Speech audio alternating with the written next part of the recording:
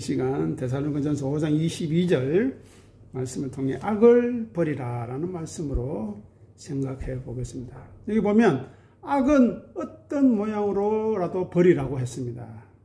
우리가 지난주에 21절 보시면 무엇이 있습니까? 범사에 헤아려 뭐라고 했습니까? 좋은 것을 취하라고 그랬죠. 그죠? 좋은 것이 뭐라고 그랬습니까? 착한 것, 선한 것, 거룩과 관련되어 있다 그랬죠. 그것을 취해야 된다. 우리는 어찌 하든지 간에. 누가 뭐라 하든지 간에 좋은 것을 취해야 됩니다. 그런데 오늘은 악은 버리라고 하는데 이 악이 뭐냐? 거룩과 거리가 먼 것입니다. 네?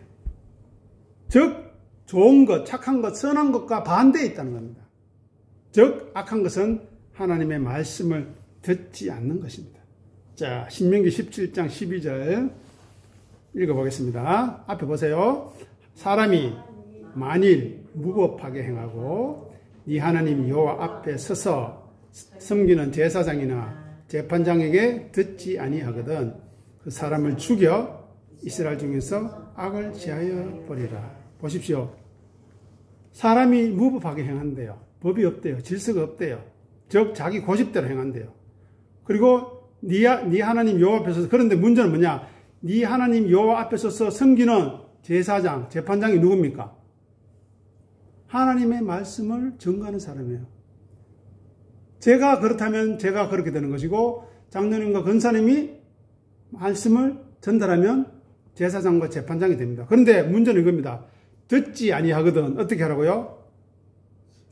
죽여서 악을 제하라 버려. 이것은 무슨 말이냐? 이스라엘 당시에는 죽였지만 지금은 무슨 말이냐? 제사장과 재판장에게 말을 안 듣는 것 자체가 뭐라고요? 죽는 길이라는 겁니다. 보십시오. 하나님의 백성, 하나님의 선택받은 사람은 하나님을 경외하는 사람입니다. 그죠? 하나님을 두려워하는 사람입니다. 그래서 그의 삶의 기준은 뭐가 되겠습니까? 말씀이 되고 진리가 되는 것입니다. 자기 경험과 자기 생각과 자기 고집이 되면 안 됩니다. 그리고 말씀과 진리는 단순한 도덕 윤리 차원을 넘는 것입니다. 그죠? 그러니 여기서 무법하다, 재판장이나 제사장을 듣지 않는다는 것은 무슨 말입니까? 율법을 무시한다. 말씀을 무시하고 하나님의 말씀을 대해서 무관심하고 또 심하게는 자의로 자기 멋대로 해서 아니면 자기가 듣고 싶은 것만 듣는 거예요. 그런 사람은 어떻게 된다? 죽음으로 이끌게 된다. 그래서 하나님 앞에서 섬기는 제사장, 재판장, 또 교역자, 권사님, 장로님들이 하나님 앞에서 말씀을 따라 진실하게 살아갈 때 여러분을 대적하는 사람은 하나님이 알아서 처리하실 것이니까 우리가 나설 필요 없습니다. 그죠? 심판하는 것은 내게 있으니 내게 어떻게 하라고요? 맡기라 하지 않습니까? 우리는 심판할 이유가 없습니다. 우리는 기도하고 기다리고 기도하고 기다리고 내 안에 없는 사랑 발견하고 하나님 사랑을 주십시오. 은혜를 주십시오. 기도하는 것뿐입니다. 자, 신명기 25장 15절 말씀 15절 16절 읽어보겠습니다. 오직 온전하고 공정한 저울추를 두며 온전하고 공정한 대를 둘 것이라. 그리하면 네 하나님 여호와께서 내게 주시는 땅에서 네 날이 길리라.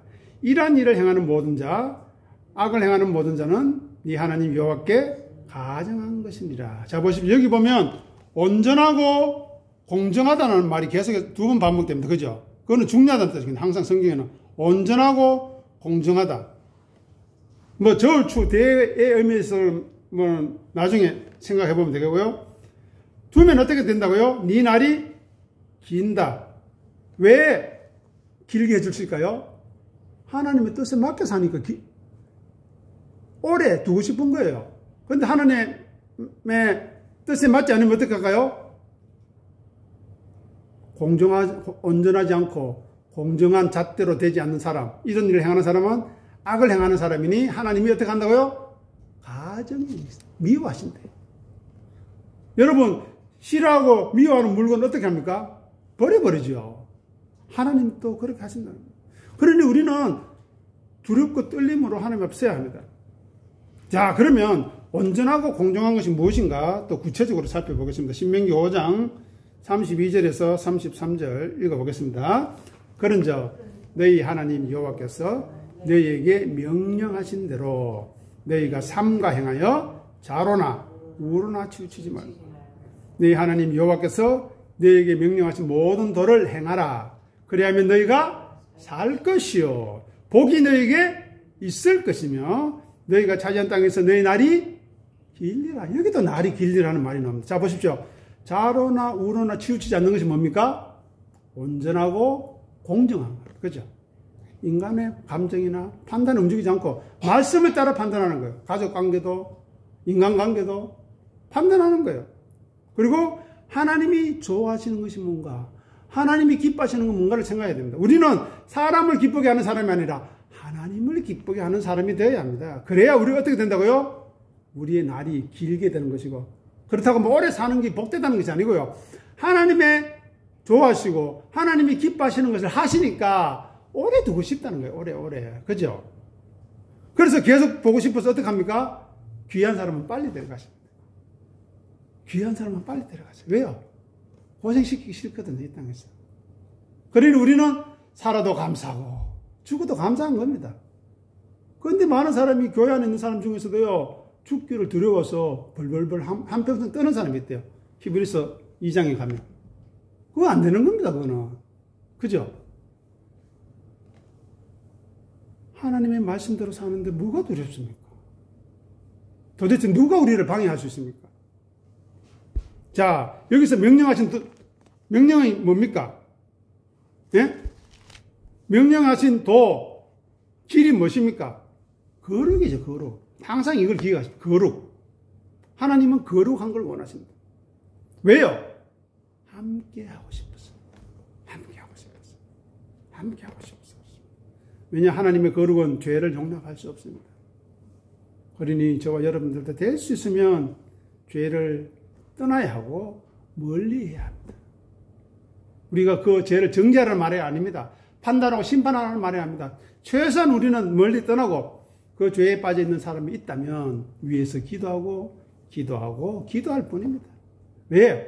하나님이 행하셔야지. 우리가 하면 어떻게 됩니까? 치우치게 되거든요. 자로나 우로나 치우치고 남의 상처 주는 말 하고요. 그래야 될 수밖에 없습니다. 말하는 거 가만히 있으면은 사람 완전 바보로 합니다. 그러면 왜 됩니까? 그분이 왜 그렇게 하시는지 헤아려서 서로 상처 없도록, 서로 위로하도록 그래야 될 거 아닙니까? 그러니 하나님처럼 우리도 거룩해야 하나님과 함께 하셨다는 것을 분명히 생각해야 합니다.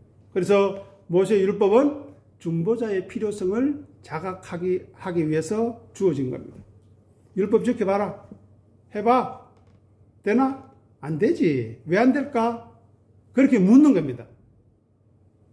왜냐하면 너희들은 그것을 지킬 힘도 능력도 지혜도 없기 때문에. 그래서 누가 필요하다고요? 예수님이 필요하다. 하나님의 아들 예수 그리스도의 십자가의 필연성을 안내하는 것이 바로 모세의 율법인 것입니다. 그러니 율법이 귀하지요. 그런데 안타깝게도 많은 사람이 율법에 매여 있어요. 이걸 지켜야지, 저거 해야지 해놔놓고 자기는 했다. 남이 안 한 걸 보면 어떡하고요? 니 왜 안 하노? 정죄하는 겁니다. 그거는 율법의 사람이에요. 보십시오.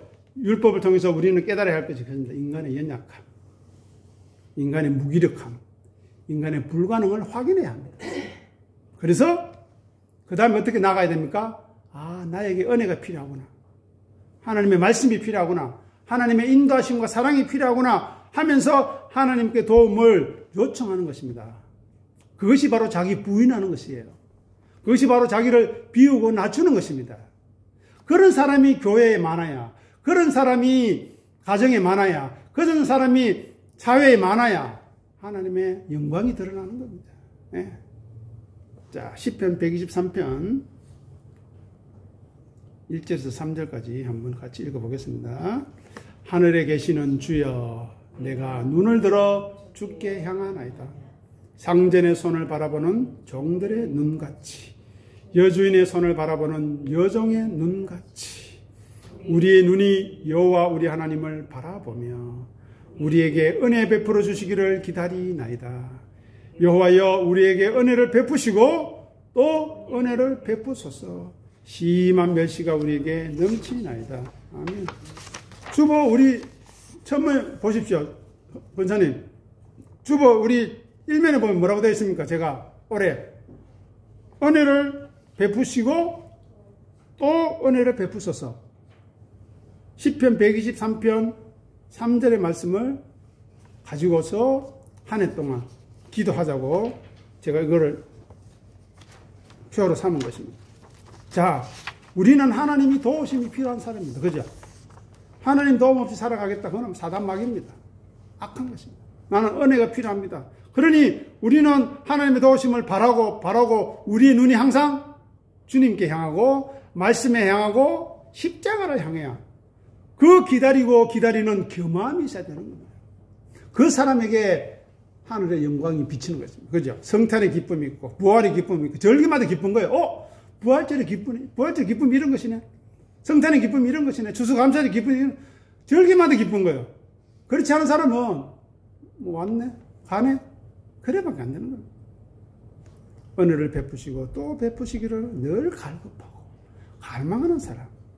하나님의 의지와 하나님의 선택에 의해서 택해진 하나님의 사람만이 그렇게 할 수 있다는 것입니다. 그런데 많은 사람이 오해를 합니다. 어떤 오해를 할까요? 나는 은혜 받을 만한 사람이야. 나는 은혜 받을 만한 조건이 있어. 이유가 있어. 하나님이 괜히 나를 사랑하시겠어. 하나님이 괜히 나를 권사장로 세우시겠어. 자격이 있다고 생각합니다. 당연하다고 생각합니다. 그것은 자기가 얼마나 속이 비어 있는가, 자기가 얼마나 빈 깡통인가를 드러내는 것뿐입니다. 온유하고 겸허한 사람이 그런 생각과 말을 하겠습니까? 모든 인간이 죄인이라고 했습니다. 의인은 없고 하나도 없다고 그랬습니다. 자, 다음 보겠습니다. 로마서 3장 11절 12절 읽어보겠습니다. 기록된 바 의인은 없나니 하나도 없으며 깨닫는 자도 없고 하나님을 찾는 자도 없고 다 치우쳐서 함께 무익하게 되고 선을 행하는 자는 없나니 하나도 없답니다. 여기서 선은 뭘까요? 조음이죠. 반대가 뭡니까? 오늘 악이죠. 악. 거룩의 반대. 즉 하나님 앞에서 구원을 받을 만한 가치 있는 인간은 없다는 겁니다. 아무리 선행하고 뭐 간디, 슈바이처처럼 아무리 해봐야 안 쳐줍니다. 슈바이처는 권사님 무신론자입니다. 아십니까? 신학자인데 무신론자예요. 그런데 하나님이 쳐주지 않아요. 그래서 그런 인간들을 대해서 성경은 표현합니다. 먼지다, 티끌이다, 혼돈과 공허와 흑암이다. 너희는 은혜가 없이는 하나님의 빛이 없이는 무가치하다. 선언해버린 겁니다. 그죠? 자, 그러면 오늘 본문을 다시 돌아서 한번 생각해 보겠습니다. 악은 어떤 모양이라도 버리라. 그러려면 어떻게 해야 되겠습니까? 거룩의 길을 가야 되죠. 거룩의 길. 그죠? 거룩의 길을 가는데 악의 모양을 가질 이유가 없잖아요. 거룩의 길이 무엇입니까? 자기를 부인하고 자기 십자가를 지는 것입니다. 믿음의 선한 싸움을 싸우고 달려갈 길을 다 마치기 위해서 힘쓰고 애쓰는 것입니다. 길이요 진리요 생명이신 예수 그리스도를 섬기고 따르는 것입니다. 그리고 그 일에 방해되는 모든 것을 버리고 떠나야 합니다. 심지어 가족까지도. 안타깝지만 버리라고 떠나는 게 아니고 그들을 다시 취하기 위해서 떠나야 되는 거예요. 그것이 부활의 의미도 있는 것입니다. 그렇지 않으면 같이 망하게 되거든요. 자, 소극적으로 악을 버리고 떠나는 것은 하나님을 두려워함으로 가능합니다. 그죠? 아, 하나님 이거 싫어해. 하나님이 이거 가정하게 여겨. 이거 하면 안 돼. 라는 측면이 있고요. 적극적으로는 어떻게 해요? 진리를 따라 행하는 거예요. 아, 진리가 무엇이지? 예수님이지. 예수님이 뭐라고 했지? 나를 섬기라고 했는데 섬기려면 나를 따르라고 했지? 그러면 다른 건 어떻게 하라고 했지? 자기를 부인하고 자기 십자가를 지는 거구나. 아, 그러면 그게 뭘까? 성경을 자꾸 연구하고 고민하고 생각해야 되는 거예요. 그러면서 말씀을 듣고 분별함으로 마침내 순종하게 될 때 예수님처럼 하나님이 함께 해주시라. 어디 가든지 떠나지 않겠다. 약속해 주셨습니다. 자, 에베소서 5장 8절 9절 읽어보시고 이제 마치겠습니다. 에베소서 5장 8절 9절 읽겠습니다. 너희가 전에는 어두움이더니 이제는 주 안에서 빛이라. 빛의 자녀들처럼 행하라. 빛의 열매는 모든 착함과 의로움과 진실함에 있느니라. 아멘.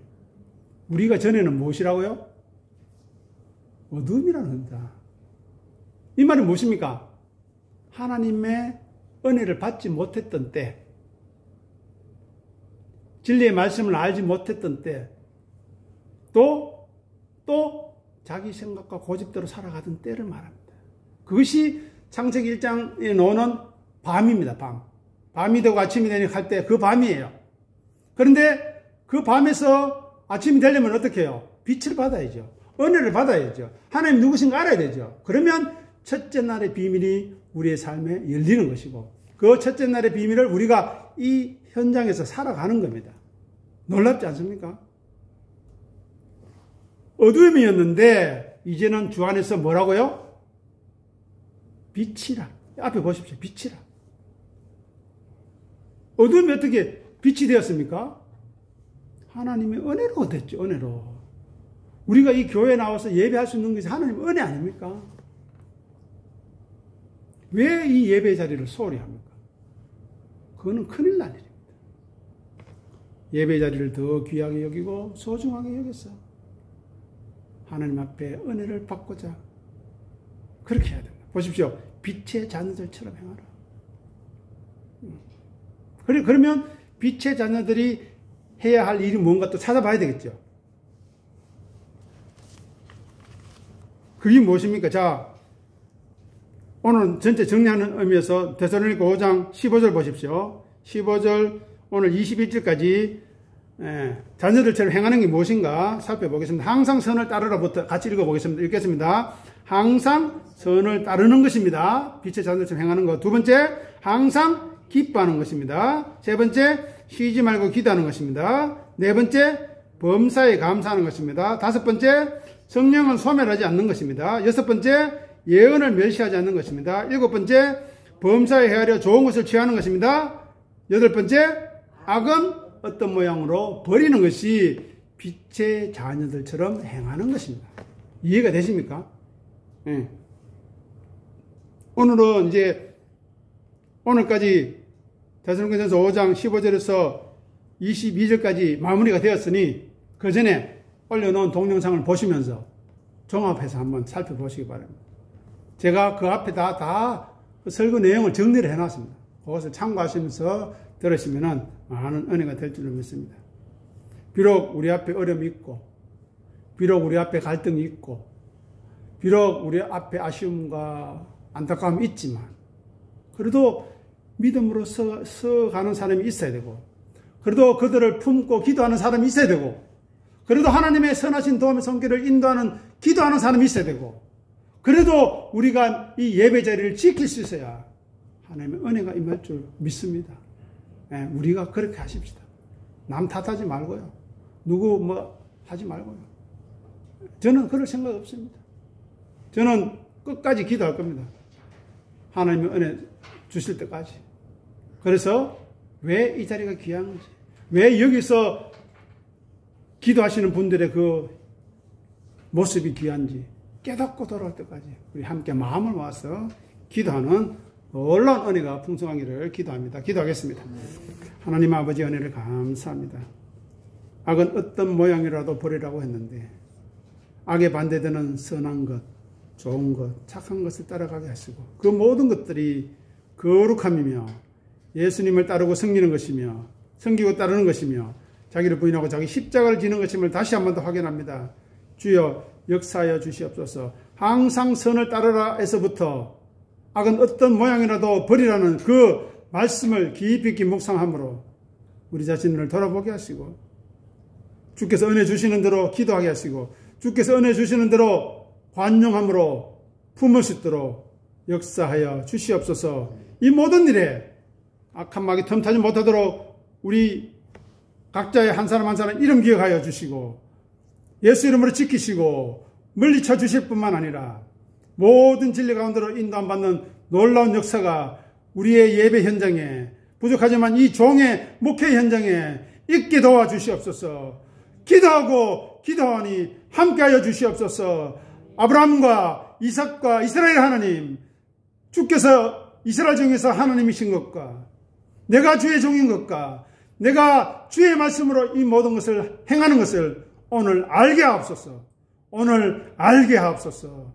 감사하며 예수님의 이름으로 기도합니다. 아멘.